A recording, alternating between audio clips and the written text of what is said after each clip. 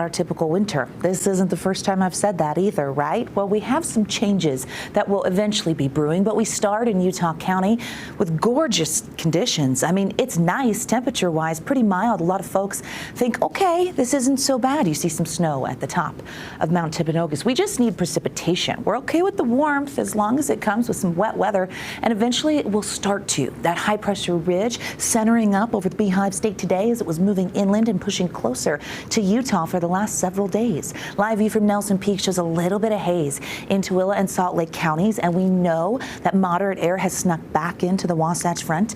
It's moderate in Salt Lake right now, and heading into tomorrow we see the Wasatch Front looking at elevated particulate matter. It's also the case for Box Elder and Cache Valley, so those areas will see the chance of that hazy sunshine and inversion layer, declining air quality. Places like Tooele County are forecast to be in the green, but this hour they're in the yellow. We see eastern Utah and southern Utah with some cleaner conditions, so we know that it's those northern Utah valleys that really pay the price this time of year with high pressure in control. Live view from our Black Desert Sky Camp, 74 degrees. Whoa, if you're looking for warmth, you know where to find it. Yeah, they have the sprinklers on with plenty of sunshine, clear skies. Hard pressed to find a cloud in southern Utah today. 50s out there, 52 in Salt Lake, 11 degrees above where we typically are. Looking at those 50s on the eastern side of the state.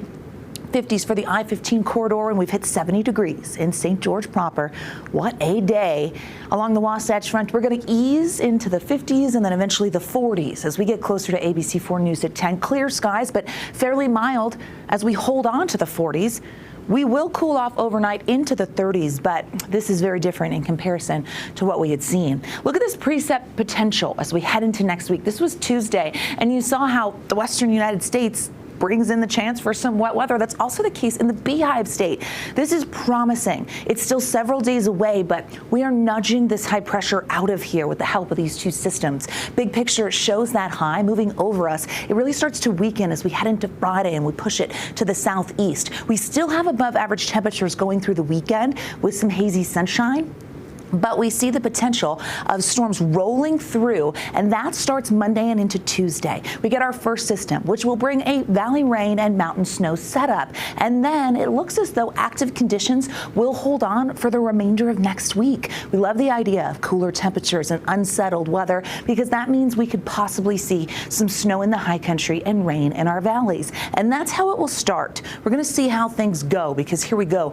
into Thursday. And you see, as you look to the west, very different setup than what we've been dealing with. High pressure out there. A few clouds sneak through as we head Friday into Saturday, but we pull back and you're watching the Pacific Northwest because that's where one of those storms will drop in from. Here we are into Sunday. The progression of that front comes in. Mountain rain or valley rain, mountain snow, and you can kind of see that front Monday evening impacting northern Utah. Snowfall potential for the mountains. Well, right now the models kind of make it healthy. Monday we start to see it in the north, but through Wednesday there's a chance that we could see some snowfall in the mountains for next week. That is a win. Looking at snow levels, it's really early, but it looks like they get down to about 5,000 feet. 50s for tomorrow, 60 in Provo, upper 50s in Moab, 67 in St. George. We get the cloud cover kind of moving through southern Utah. 70s for the weekend, gorgeous. And then here come those isolated showers into next week. The Wasatch Front with the 50s for the next several days. Look at that, 40s. And we see some showers ahead, and that is a win. We'll be right back.